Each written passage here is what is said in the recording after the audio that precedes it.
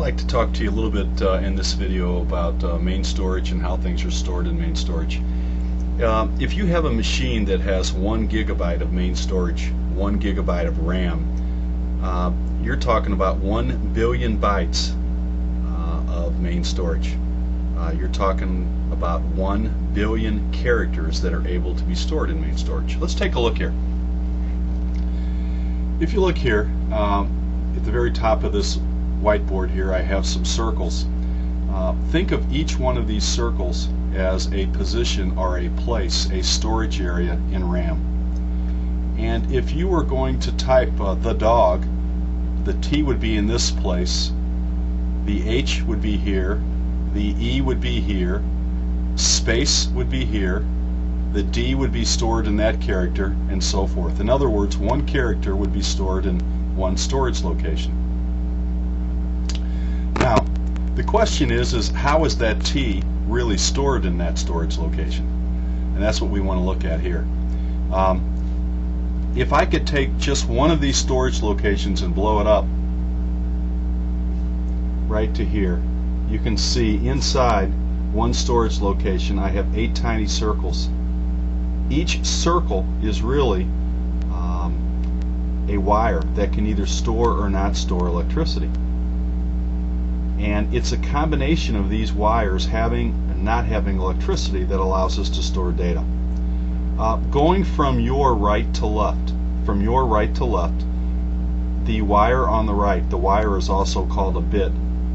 The wire is worth a 1, and then a 2, and then a 4, and then an 8, 16, 32, 64, and 128. So we have 8 wires, or 8 bits, grouped together, and each of these 8 bits can be stored in one of the storage locations. 8 bits is 1 byte, and 1 byte is 1 character, and we use a coding scheme called ASCII that allows us to store data. Okay, let's take a look at capital A. How is capital A stored? Okay, I'm going to mark my whiteboard here. Capital A would be stored if I had electricity running in the second bit from the left and the last one on the right. So if you take a look here, the bit on the far right, the 1 bit, has electricity, and the second bit from the left, the 64 bit, has electricity. They're the only bits that are on. The other bits are off. If you add the 64 bit and the 1 bit, you have 65. That's a capital A. Now capital B is a 66. How would you get that? You turn on the 64 bit, the second one from the left, and the 2. The 64 and the 2, that's a 66. Capital C is a 67. 64, 2, and 1. Capital D is a 68, a 64, and 4.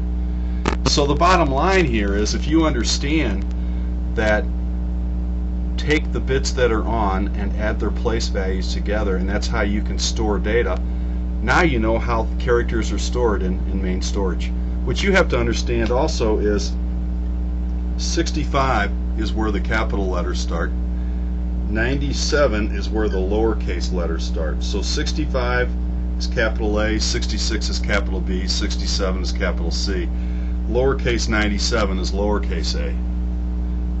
So if you think about 97, that's going to be the 64, the 32, and the 1. The 64, 32, and 1 is a lowercase a. The 64, 32, and 2 is a lowercase b, 98. 64, 32, and a 2 and a 1, a 99 is a lowercase c, and so forth. And that's how the letters are stored in ASCII. ASCII is the coding scheme used to store characters for most personal computers.